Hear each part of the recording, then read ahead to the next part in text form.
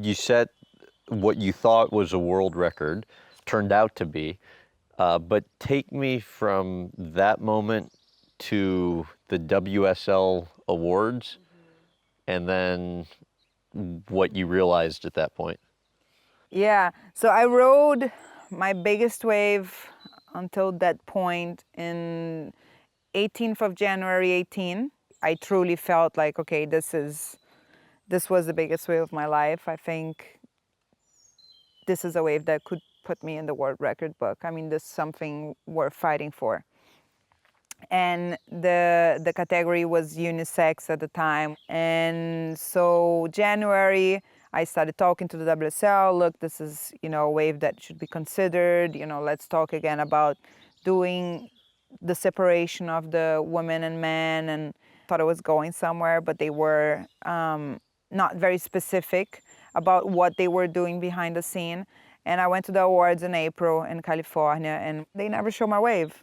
I was like, where's my wave? Like, what the fuck am I doing here? That was the moment where I realized, okay, they really do not want to give her a world record or recognize what she has done. And then the bigger fight starts to talk and talk and talk with the WSL and understand what had happened. I think around 3 or 4 months later, I realized that it was going nowhere. And that's when I had the idea of doing something public, and that would be the petition.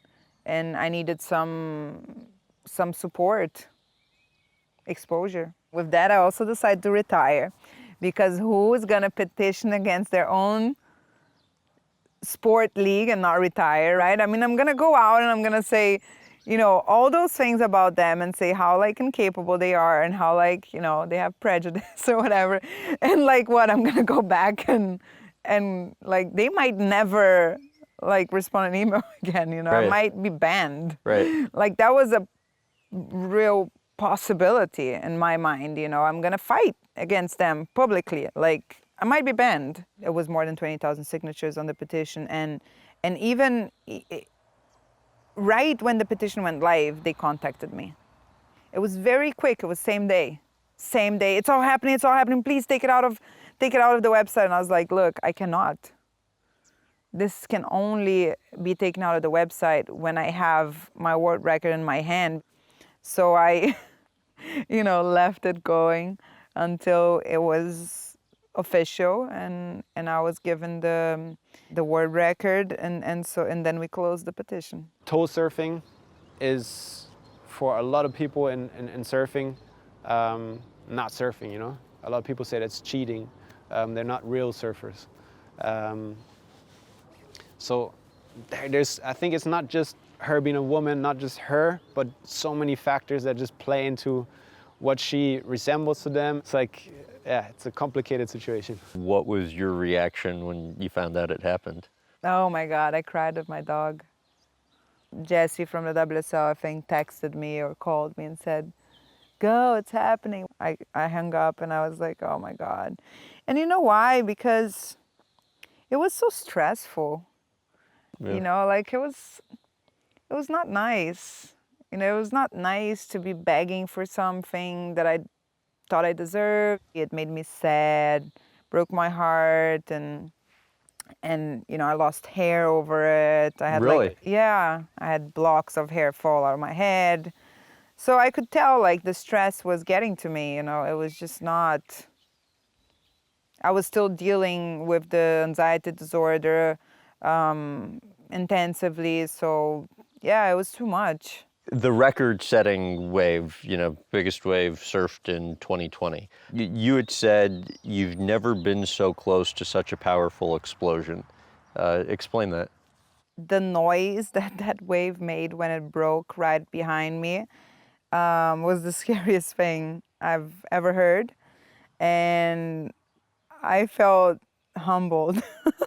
I felt like for a second I didn't really want to be there. Not thinking about consequences, Maya.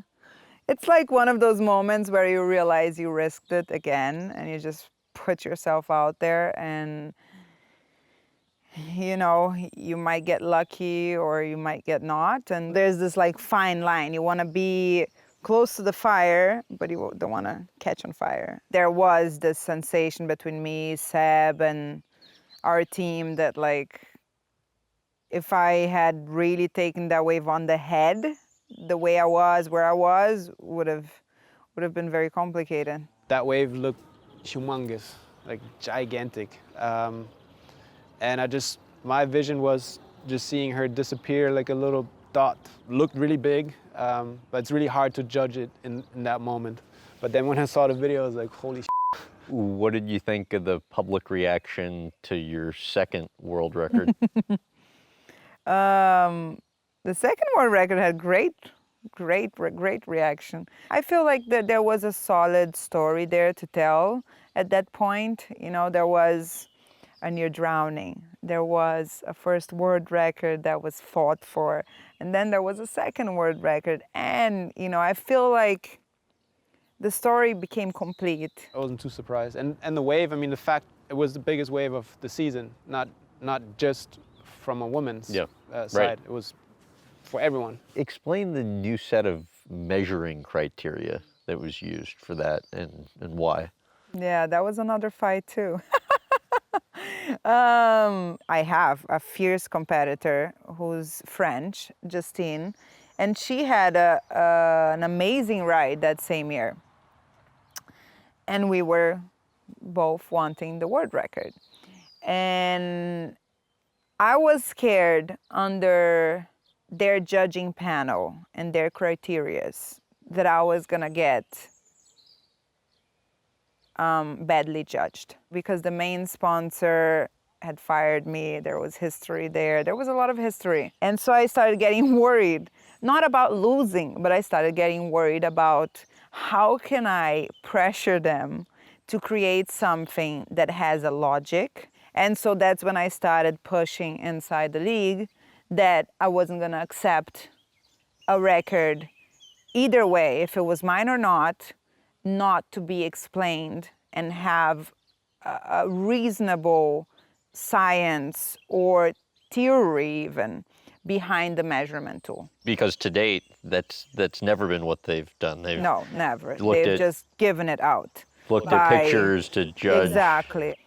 And that's why we ended up with a 17-page report of the scientists that created the Kelly Slater wave, explaining why I became the winner over Justine's wave. Both your close friend Stephanie, who's doing a documentary on you, and your tow partner Sebastian said, if you were to surf the highest wave ever surfed by a man or a woman, because of politics in the sport, they don't believe it would ever be awarded to a woman, let alone you. I think anything is possible. I have surprised myself with my political moves before. I'm a great strategist. No, I don't know. I don't think it's going to happen, because I don't think that's something that's on my to-do list as a priority. But I think if it did happen, I would surely fight for it.